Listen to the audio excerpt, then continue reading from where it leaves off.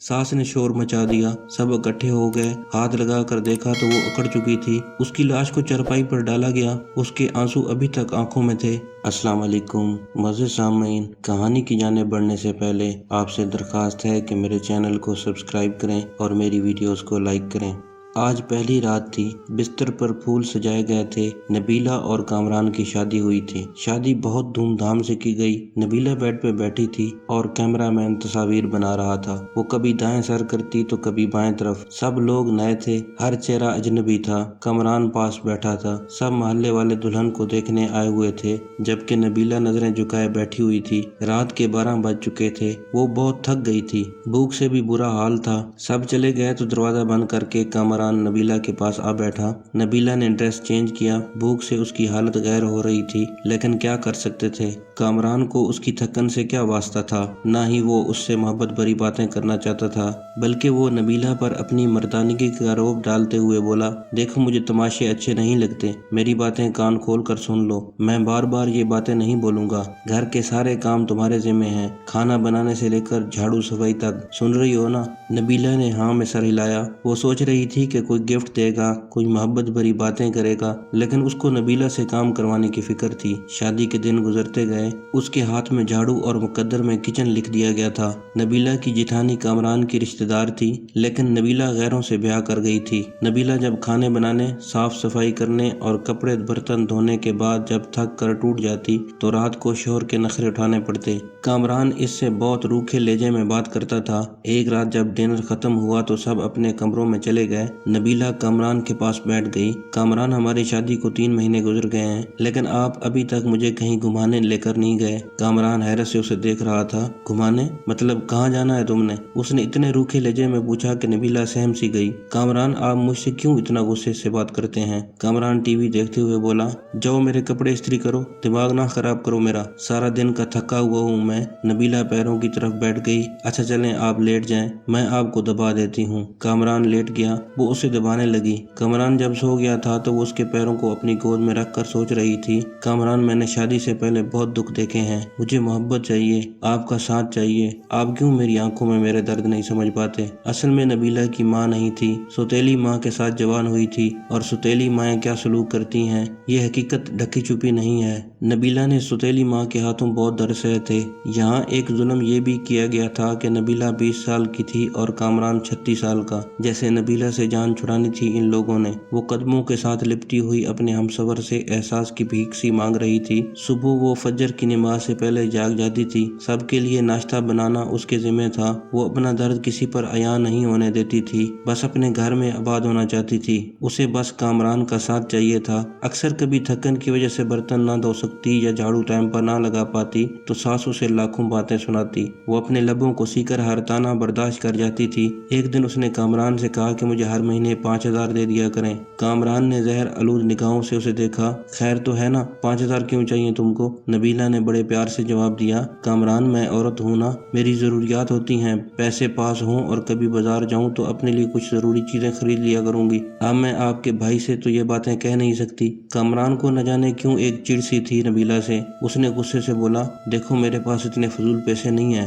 कि तुमको अलग से देता रहूं। जो चाहिए हो अम्मी से कह दिया करो, वो ला दिया करेंगी। नबीला उसके करीब होकर बैठ गई। देखो कामरान, आप मुझे कुछ भी ना दें, मैं आपके साथ खुश हूँ। बस आप मुझसे प्यार से बात कर लिया करें, मुझे प्यार से आवाज दिया करें, मेरा नाम से पुकारा करें, मैं सब कुछ भूल जाया करूंगी। दिन भर की थकन, वो पुराने दर्द, सब कुछ, बस आप मुझे मोहब्बत से पुकारा करें। कामरान ने वक्ती तौर पर मुस्कुरा कर कहा, प्यार से ही तो रहता हूँ तुम्हारे साथ। नबीला नाज उठाने वाले लहजे में बोली, आप नहीं ना करते प्यार से बात मुझसे, बस गुस्सा ही दिखाते हैं। ये देखें मेरी बर्थडे थी तो मैंने आपका नाम अपने हाथ पे मेहंदी से लिखा। कामरान जैसे उसकी बातों से बेजार सा हो रहा था, जबकि नबीला उससे प्यार से बातें कर रही थी, लेकिन वो दिल ही दिल में बोल रहा था कि क्या पागल पल्ले पड़ गई है, इसको क्या कहूँ मैं, न जाने वो क्यों इससे बेरुखी करता था। काफी दिन गुजर गए انہوں نے نیا گھر بنانا تھا۔ وہ گاؤں کے رہائشی لوگ تھے۔ ایک دن کامران نے نبیلہ سے کہا کہ آج رات اینٹیں آ جائیں گی، تم ہماری مدد کرنا، اینٹیں گھر میں پھینکنی ہیں۔ نبیلہ نے دن بھر گھر کے کام کیے، پھر رات کو وہ اینٹیں اٹھا اٹھا کر گھر میں پھینکنے لگی۔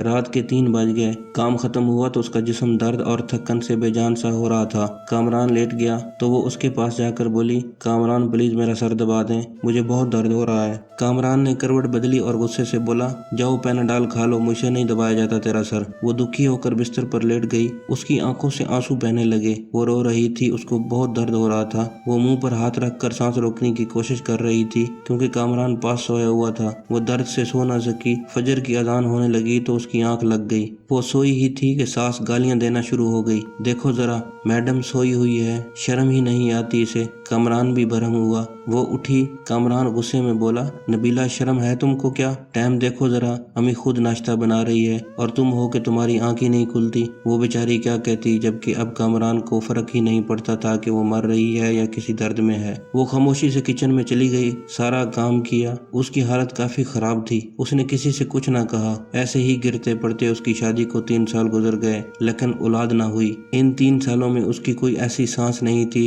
جس میں اس نے کبھی سکون پایا ہو۔ نئے گھر کا کام شروع کیا۔ وہ مزدوروں کی طرح کام کرنے لگی، دن بھر سب کے لیے کھانا بناتی، پھر کبھی اینٹیں اٹھا کر دیتی تو کبھی مٹی اٹھا کر۔ 4 مہینے اس نے لگاتار مزدوروں کی طرح کام کیا اور پھر گھر تیار ہو گیا۔ کامران کے ساتھ رہتے ہوئے بھی وہ اس سے دور تھی، وہ بھی اس سے دور رہنے لگا تھا۔ دن کی دوری سے راتوں کی دوریاں بھی بڑھنے لگی تھیں۔ اولاد نہ ہونے کے تانے ملنے لگے تھے۔ ایک عجیب سا ڈر اسے ستانے لگا۔ کامران تو پہلے ہی اسے دکھ دیتا تھا، لیکن اب اولاد نہ ہونے کے لوگوں کے تانے اس کی زندگی کو اور دکھی بنا رہے تھے۔ انہی دنوں کہیں اس سے چھپ کر کامران کی دوسری شادی کے بارے میں باتیں ہونے لگیں۔ وہ سب کے رویے دیکھ کر سمجھ رہی تھی کہ کچھ تو غلط ہو رہا ہے۔ وہ ایک نوکرانی سے بڑھ کر کچھ نہ تھی۔ وہ لبوں کو سیے بیٹھی تھی۔ اسے شاید یہی ایک خوف تھا کہ کہیں کامران مجھے دور نہ کر دے۔ اسی اثنا میں جیٹھانی کی چھوٹی بیٹی نے اسے آ کر بتایا کہ آنٹی، ماما کہہ رہی تھی کامران چچو کی شادی کرنی ہے، نئی آنٹی لے کر آنی ہے۔ نبیلہ سمجھ چکی تھی کہ کوئی قیامت ٹوٹنے والی ہے، لیکن وہ بیچاری کرتی تو کیا کرتی،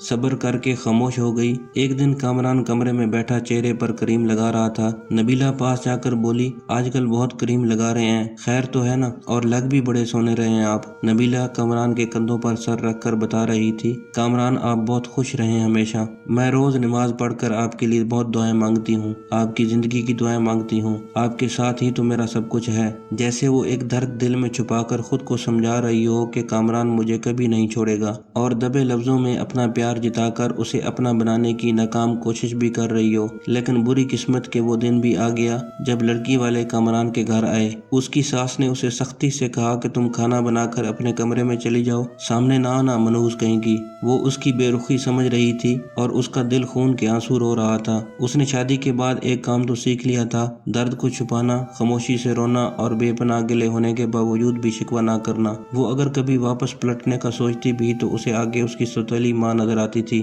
جو اسے کبھی واپس قبول نہ کرتی۔ ادھر سامنے کامران کے گھر والوں کی بے رخی اور ظلم و ستم تھے، ساتھ ہی ساتھ اب کامران کی شادی بھی ہو رہی تھی جو کسی بھی وقت اسے دھکا دے کر نکال سکتا تھا۔ خیر کامران کا رشتہ طے ہو گیا اور کچھ ہی دنوں میں وہ اس کی دوسری بیوی کو بیاہ کر لے آئے۔ جس کمرے میں وہ کامران کے ساتھ رہا کرتی تھی، آج اسی کمرے میں اس کی باہوں میں کوئی اور تھی۔ اسے الگ سے ایک کمرہ دے دیا گیا۔ وہ حسرت بھری نگاہ سے دیکھتی اور سوچتی رہ گئی۔ کامران کچھ دن بعد اپنی دوسری بیوی کو مری گھمانے لے گیا۔ وہ بہت خوش تھا، مگر نبیلہ کو درد دماغ کی طرح کھایا جا رہا تھا۔ اس کے نصیب میں گھر کے کام، دن بھر کی تھکن، رات کی تنہائیاں، درد، بے پناہ لاپرواہیاں تھیں۔ جبکہ نئی دلہن کو سب بہت پیار کرتے تھے، اسے ضرور پیار کرتے، مگر وہ بھی تو ایک جیتی جاگتی انسان تھی، اسے بھی تو پیار احساس کی شدت سے ضرورت تھی۔ لیکن اب تو ایک کونے میں پڑی پڑی شاید وہ موت کے بہت قریب آ گئی تھی۔ اور پھر ایک رات وہ کمرے میں سوئی، اسے لگا کہ شاید آج وہ درد نہ برداشت کر پائے گی۔ سر کا درد اتنا شدید تھا کہ وہ سر پر دونوں ہاتھ رکھے چیخنے لگی۔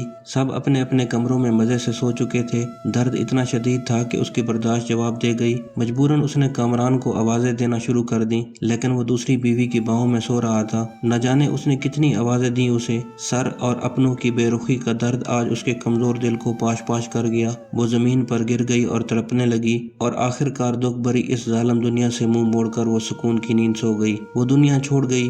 सुबह मामूल के मुताबिक सास उसे गालियां दे रही थी कि कमीनी आज भी नाश्ता बनाने के लिए नहीं उठी। कामरान ने आवाज दी, अम्मी नबीला को बोलो कि हमारा नाश्ता हमारे कमरे में भेज दे। माँ ने गाली देते हुए बताया कि वो मनहूस सोई हुई है, अभी तक सोने दो, आज उसे कोई न जाए उसके कमरे में। दोपहर का वक्त हो रहा था, सब अपने अपने कामों में मसरूफ थे, लेकिन अभी तक नबीला कमरे से बाहर नहीं आई थी। आखिर सास कमरे में गई तो देखा कि नबीला ऊंधे मुंह जमीन पर पड़ी थी। सास ने शोर मचा दिया, सब इकट्ठे हो गए। हाथ लगा कर देखा तो वो अकड़ चुकी थी। उसकी लाश को चारपाई पर डाला गया। उसके आंसू अभी तक आंखों में थे। सास बोली, अचानक ये कैसे मर सकती है मनूस। खैर उन लोगों ने उसके कफन दफन की तैयारी शुरू कर दी। जनाजा हुआ मगर कोई आंख उस बदनसीब के लिए न रोई थी। कुछ दिन बाद उसके कमरे की सफाई करते हुए कामरान की दूसरी बीवी ने देखा कि कुछ रिपोर्ट्स और दवाइयां पड़ी हैं। वो देखकर हैरान हो गई कि इसे ब्रेन ट्यूमर था। न जाने कब से वो ये दर्द सह रही थी। एक डायरी भी लिख रही थी जहाँ वो अपने दर्द लिखा करती थी। उसकी डायरी जब खोली गई तो लिखा था,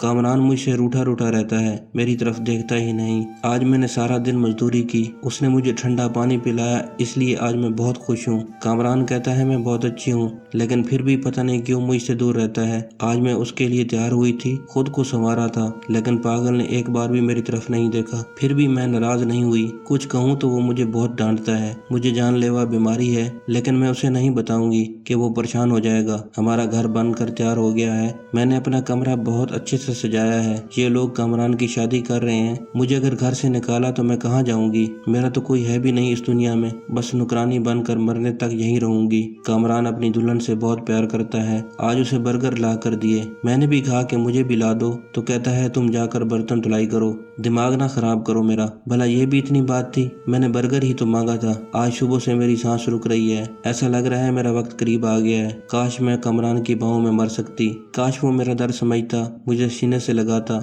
मैं सुकून से मर जाती। कामरान, आप कभी अगर मेरी ये डायरी पढ़ें तो खुद को मेरी मौत का जिम्मेदार ना ठहराना। मैं बहुत प्यार करती हूँ आपसे, बस नसीब से हार गई हूँ। शायद कि मेरी किस्मत में खुशियाँ लिखी ही नहीं गई थी। और हाँ पागल, एक बर्गर ही तो था। कंजूस अगर मुझे ला देते तो क्या हो जाता। इसमें डांटने की क्या जरूरत थी। अपनी दूसरी बीवी का ख्याल रखना। मैं तो नहीं होंगी, मगर जब आपके यहाँ औलाद हुई ना तो मेरी कब्र पर जरूर आना एक बार। मुझे बहुत दर्द हो रहा है, अब लिखा भी नहीं जा रहा कामरान। दिल चाह रहा है आपके पास आ जाऊं, लेकिन के बाद सब कुछ अधूरा रह गया और नबीला खामोशी से मर गई। कामरान डायरी पढ़कर बहुत रोया, लेकिन अब रोने का क्या फायदा था। वो बेचारी न जाने कितने रोई थी। वो उसकी कब्र पर कदमों की तरफ बैठकर माफी मांगने लगा, लेकिन अब माफी मांगता या कुछ भी करता, वो कहाँ लौट कर आने वाली थी। मज़े सामीन, आपसे दरखास्त है कि मेरे चैनल को सब्सक्राइब करें। बहुत शुक्रिया।